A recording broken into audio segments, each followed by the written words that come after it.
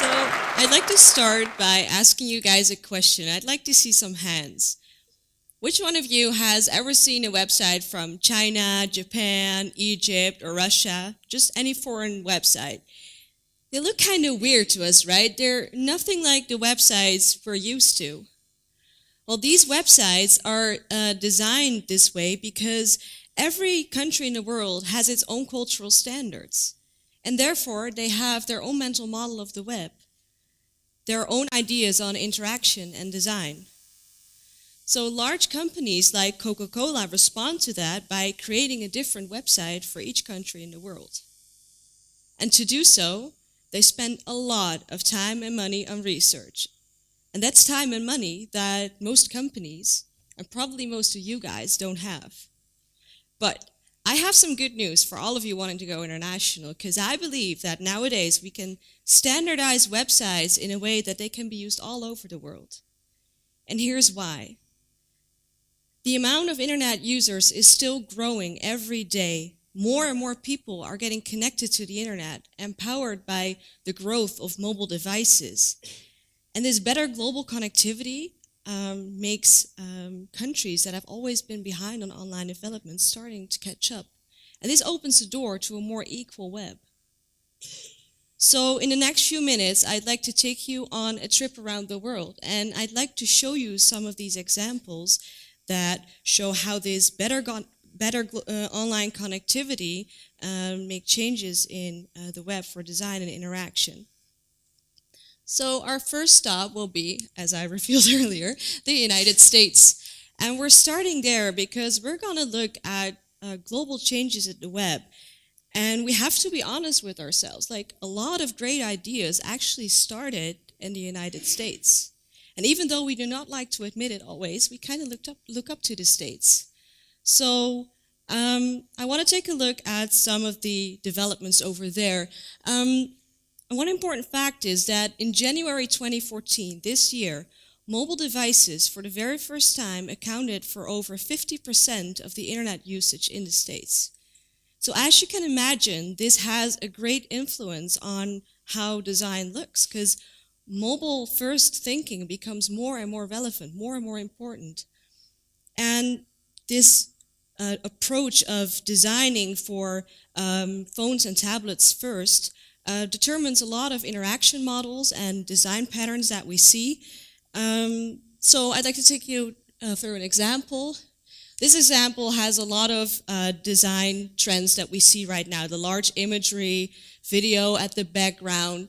But one of the striking things is the space that we use for elements, which has come from mobile devices, because when you need to do something with your fingers, you need more space. And we don't need that space on desktop, but still we use it. Another example is the Hamburger Menu, which you might know as the 3 little stripes that you use in apps. And we use that to create space that actually isn't really there to have menus on our mobile phone. But again, we use it on desktop as well. So we adjust to these changes that are happening. And traveling through Western Europe, we see the same design patterns. And this is an important thing because we always had a good relationship with the States. And that means that we share the same standards.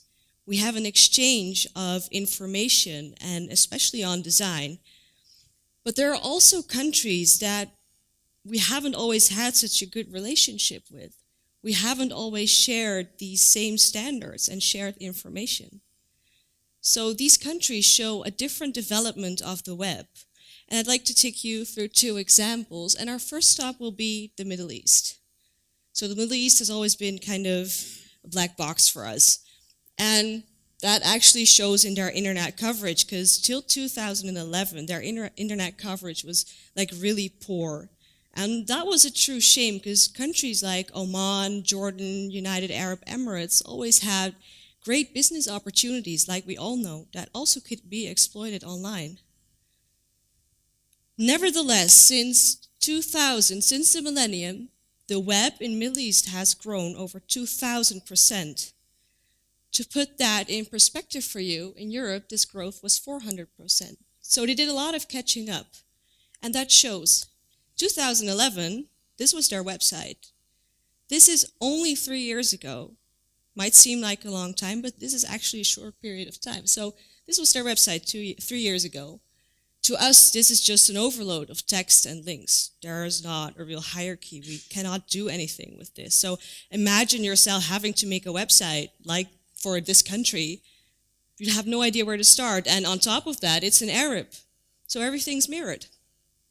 I have no idea. But the last 3 years, they made a lot of changes. And nowadays, 3 years later, this is their website. That's a big difference, right? And here's why.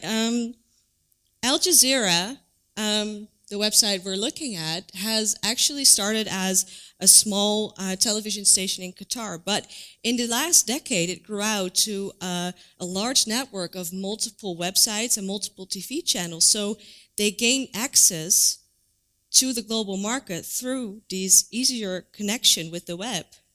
And wanting to compete with the players in the field meant that they had to adjust to the standards that they use. That's what you're seeing right here. So this makes a lot more sense to us. This is a lot more like the mental model we use today.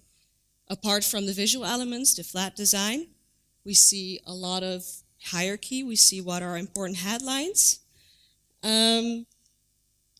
So the next example I want to take you to is China. China is a well-known, powerful country.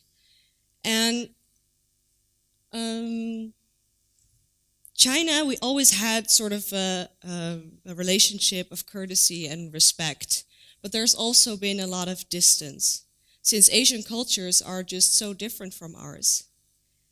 And that has also shown on the web.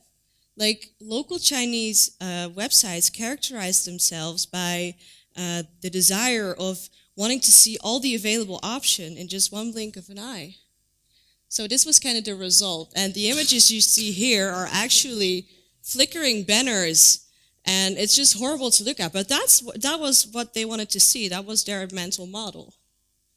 Now, fortunately, design in China took a great leap after the release of social media platforms like Facebook and Twitter.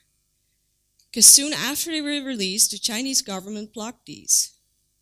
And they blocked them presumably because they contained social and political commentary. They didn't want that.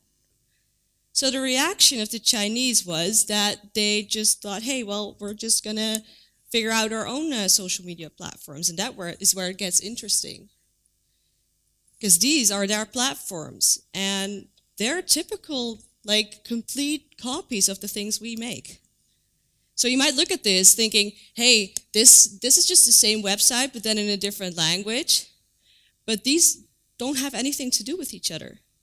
They're just independent websites. So that's funny, right? So why do they copy? Well, in China, they have this saying, and that's, you can better copy things than failing trying it yourself. And that seems kind of weird to us, but it actually pays off. Because these websites I've just shown you are just as popular and just as successful as the ones we know. And the fact that the mental model doesn't match, that it changes, they don't really care. As long as they know that these websites are popular in other countries, they're willing to adapt to them. So, apart from the fact that countries are adapting to certain standards, the incentive to do so is very different. And there are lots of other countries I could take you to and examples I could show you. But the fact remains the same. Change is happening. So to end our journey, I'd like to take you on a trip into space. From this perspective, we can see the whole world. I don't see any borders. Do you? Like, we have to remember that the borders we know today are the borders we've drawn ourselves. And with the examples I just showed you, you could say that these borders are starting to fade. Online, and maybe even offline. So here's my idea. In time, homogeneous web will emerge. Globally, we will use the same standards on design and interaction to communicate our message online. And it's not specifically about the flat design or that hamburger menu, because Those are just trends that will probably change in time. It's about the borders fading and about better global connectivity and countries wanting to be equal to each other. So does that mean that there will be no differences at all? I don't think it does. Because we'll still have our different perspectives on color, the words we use, the heroes we envy, or the direction we read in. We can't change that. So verifying the things we design for our user is still a necessity. But if you have the desire to go international with your website, you might not want to bet on that investment on research like Coca-Cola does.